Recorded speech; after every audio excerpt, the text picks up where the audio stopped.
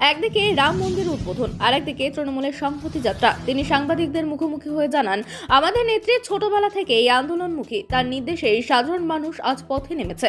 এটাও বলেন, অসমাপ্তি মন্দিরে কোনোদিনও দেবতার প্রাণ প্রতিষ্ঠা হয় না, এটা ভগবত বলেছে।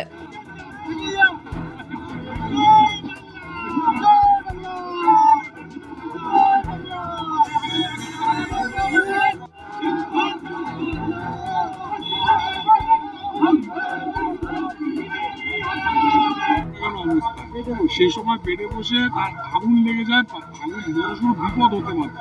না হাসপাতালের ভূমিকা নিয়ে উঠছে প্রশ্ন, সে বিড়ি বা দেশলাই পেল কি করে? হাসপাতাল নিয়ে বলবে না সেই গৃহবধূ নিয়ে বলবে? তিনি তো ওটা নিশ্চয়ই জোগাড় করেছেন।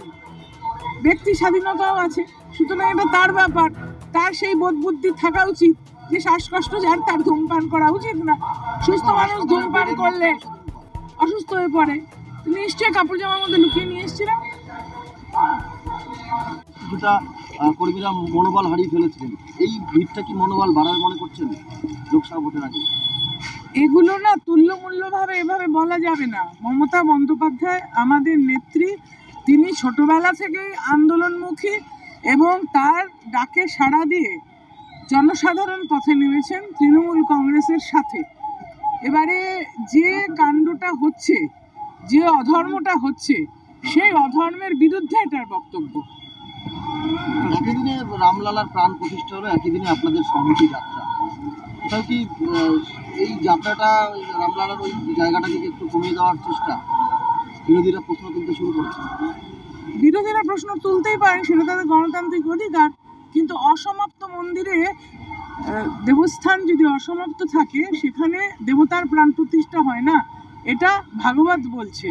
এবং শঙ্করাচার্য যারা রয়েছেন, আমাদের দেশে 4 জন এখন রয়েছে আদি শঙ্করাচার্যর পরে, সেই 4 জন শঙ্করাচার্য কিন্তু এই প্রাণ প্রতিষ্ঠাটাকে অধার্মিক বলে বয়কট করেছেন এবং বিশ্ব হিন্দু মহাসভাও বয়কট করেছে। সুতরাং সেই ব্যাপারটা নিয়ে আপনারা চর্চা করুন।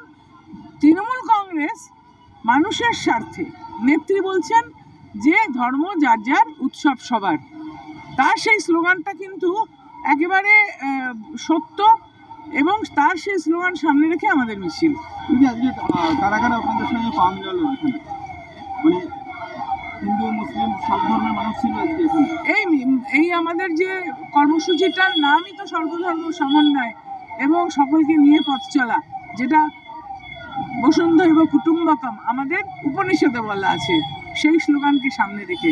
তাই জন্য সর্বধর্ম সমন্বয়, সর্বধর্মের মানুষ এসেছেন। এত কর্মীর সমাবেশ, কি বলবেন কর্মীদের উদ্দেশ্যে? কর্মীদেরকে ধন্যবাদ জানাবো। তারা যেভাবে মমতা বন্দ্যোপাধ্যায়কে সারা জীবন তার লড়াইতে সমর্থন দিয়ে এসেছেন, তাকে ধন্যবাদ জানাবো। এখানে 4-5 হাজার লোক আছে আমার মনে হয়। দেখুন রাস্তায় এখনো তো মিছিল চলছে, মিছিল তো ওইদিকে পৌঁছে গেছে জয়গাছি। দিদি, আজকের দিনটি কেন বেছে নেওয়া হলো? আজকে তো রাম মন্দিরের উদ্বোধন বলা চলে। আমাদের একটার পর একটা কর্মসূচি সবসময় চলতেই থাকে। আমরা দেশের যে আমাদের সার্বভৌমত্ব, আমাদের দেশের সর্বধর্ম সমন্বয় যে বার্তা সংবিধানে দেওয়া আছে, সাম্প্রদায়িক সম্প্রীতি সম্বন্ধে যে কথা বলা আছে, সেটাকে সামনে রেখেই আজকের কর্মসূচি। সংহতি যাত্রা ছাড়া একটা সাধারণ মিছিল হওয়ার কথা ছিল হাবড়াতে, সেটা কি সংহতি মিছিল? হ্যাঁ, সেটাই সংহতি মিছিল, সেটারই প্রস্তুতি চলছিল। হাসপাতাল নিয়ে